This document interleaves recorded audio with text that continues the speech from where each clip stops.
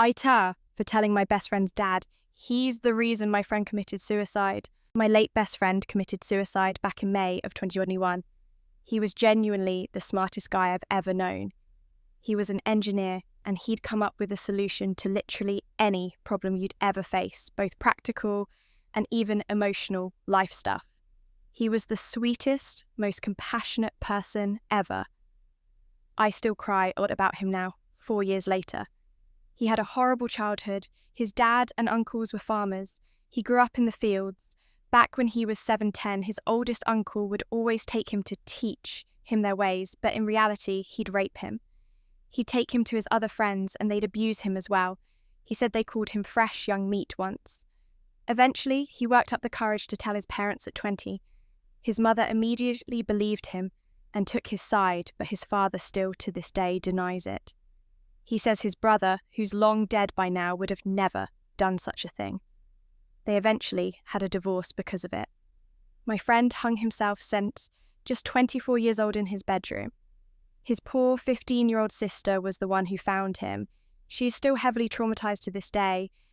We've stayed in contact, and she's like my own little sister, and I'm helping her with college, and she's living with me rent-free, since I only live 10 minutes away from college.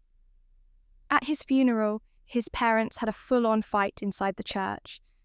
His mum physically attacked and started beating his dad, and she had to be held back by multiple people. His dad just stood there and took it, and he didn't even try to protect himself. His dad is now remarried, and he's trying to reconnect with his daughter. She refuses to.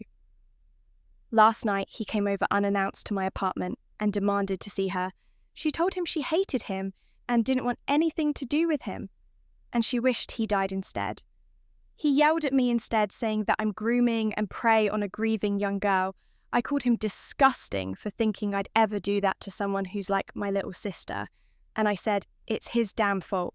My friend isn't with us anymore, and it's also his fault nobody wants to talk to him, and why his family is broken.